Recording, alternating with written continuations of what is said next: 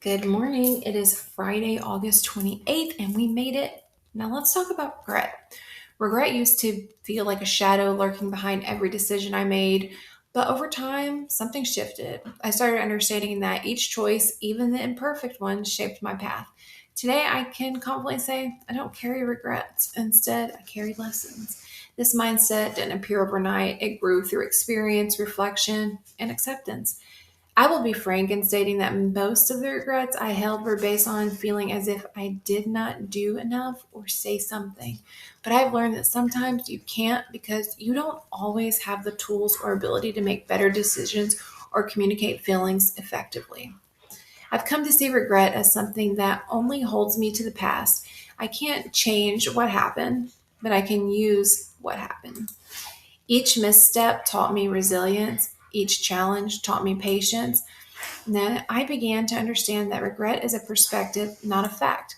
I choose to believe that everything I've experienced contributed to the life I'm living right now. So, for example, there was a very long time when I regretted not being able to tell my grandfather that I loved him one last time. He died when I was 8. I was 8. Short and simple response is right there. I was 8. I shouldn't have been able to understand the impact of death. And I wouldn't have known to communicate to a person I care for deeply for the last time.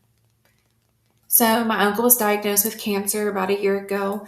And when we realized that it was pretty bad, I did take the opportunity to tell him how much I loved him and how much he meant to me.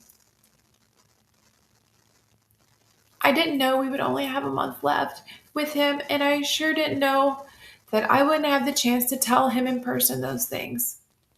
But I did send him a message, and that is something I am grateful for. So there was a lesson learned.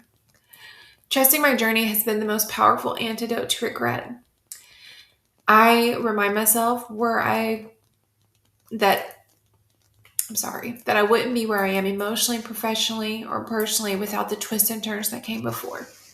Even the hardest experiences have carried me forward in some way, shaping my strength and direction. I was not expecting to cry.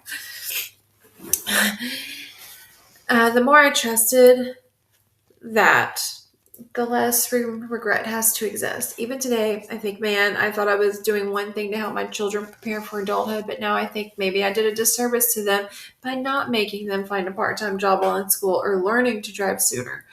Do I regret it? Yeah, a part of me would say yes, but in honesty, also no.